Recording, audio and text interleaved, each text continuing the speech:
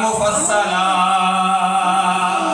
فاستكبروا وكانوا قوما مجرمين۔ اللہ فرماتا ہے میں نے بنی اسرائیل پر 5 عذاب بھیجے، 5 طوفان، والجرادہ ٹڈی کا عذاب، والقمل جو کا عذاب، جو جوئیں ہوتی ہیں جوؤں کا عذاب، والضفادع اور مینڈک کا عذاب، والدم علماء فرماتے ہیں خون کا عذاب، اور اس سے مراد طاعون کی بیماری مراد ہے۔